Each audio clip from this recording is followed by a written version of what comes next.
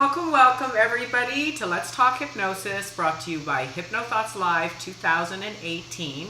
And today we have with us Ron Soderstrom, who is a stage hypnotist, an improv comedian, an aerialist, and a dancer. So welcome to Talking Hypnosis, Ron. Thank you, Didi. Great to be here. Great to have you here. So which came first? What came first? Or did they all come together, or when did you get into hypnosis? It's an interesting question. Actually, out of that batch, hypnosis actually came first, and it really opened up doors to everything else. Is how things really went down. I ended up getting into physical therapy. I've always been an athlete, and my body was pretty bust up. I needed to fix myself, and as I was going through my training for that, then I discovered NLP. They had like maybe 2 pages on how to work with clients, different personality types and whatnot, and it really resonated with me, and found myself going down that rabbit hole, and we all know where that leads to. Right. And it just keeps on going and going. Yeah. And I found that it just kept on opening up doors for myself. You know, it's like if you're able to do this one thing, why not be able to branch out into other aspects? And it just keeps on going and going. So hypnosis has really opened up my eyes. Yeah. So you healed yourself, because you said your body was busted up. You healed yourself with NLP and hypnosis, but you're an aerialist. Like, what does that mean? Is that like jumping and flipping and trapeze and... Yeah, I do aerial silks. I actually performed at Hypnothoughts Live, what was it, 3 years ago now. I had the privilege of getting to perform for the crowd there. Had a great time with that. When I was younger, actually, I was a sponsored skateboarder. I rode big ramps, and I did that actually for about 30 years. So I always had that joy for using my body and putting myself in all kinds of perilous positions. And, well, what better way to do that than to put yourself 20 feet up in the air and have nothing but a couple of strings of thread to keep you up there, yeah? Yeah, and I've seen that, and it's wonderful, and it takes a lot of physical, like, strength to do that, the silk performance in the air. So hypnosis and NLP have showed you just how much you can achieve through that. But tell us, so you're also an improv comedian, and there's nothing like hypnosis to show you that you gotta be flexible. I mean... You know, every client is going to respond differently. So tell us what's important about bringing improv into the equation for those aspiring hypnotists or already seasoned hypnotists. Sure.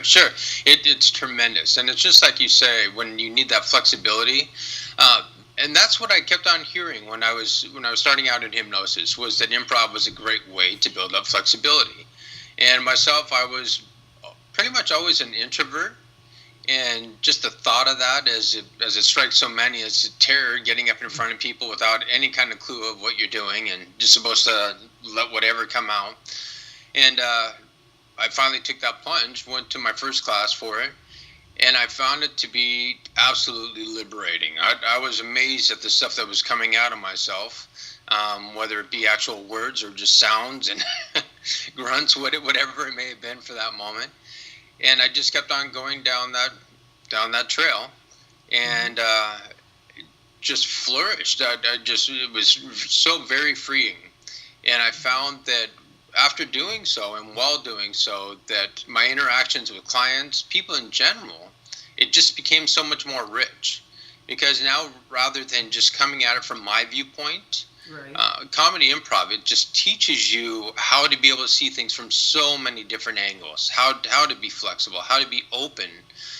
Even one of the biggest umbrellas of comedy improv is yes and.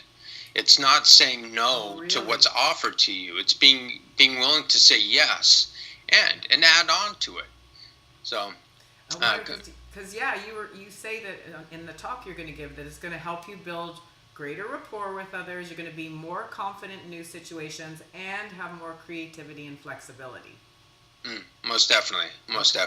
So what are you going to share a little bit about? You're doing a one-day post-conference with Phylicia Mason on working with improv. So what can we expect from that workshop? Okay. Basically, I'm going to be doing the 1 hour presentations that I give to different organizations, whether it be adults or kids. That's the great thing about improv. Everybody loves to laugh.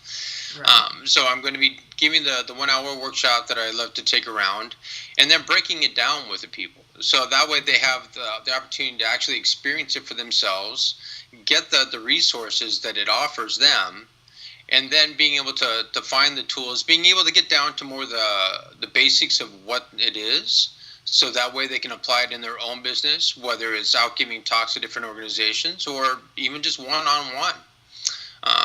So it's really about getting to experience everything for themselves. I don't want to just talk and have them go through that.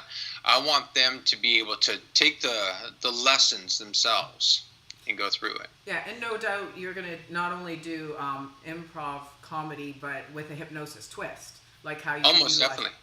Okay. Yeah, that's the great thing about improv is that actually so much of what we're taught in hypnosis, as far as being able to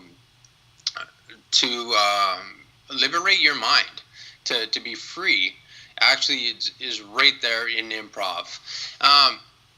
When it comes down to stage hypnosis shows, an interesting thing, I actually would put on comedy improv shows where basically anybody that came to them had to jump in. They had to play. There was no voyeurs. You don't walk in the door and just watch. If you come in the door, you're going to be playing.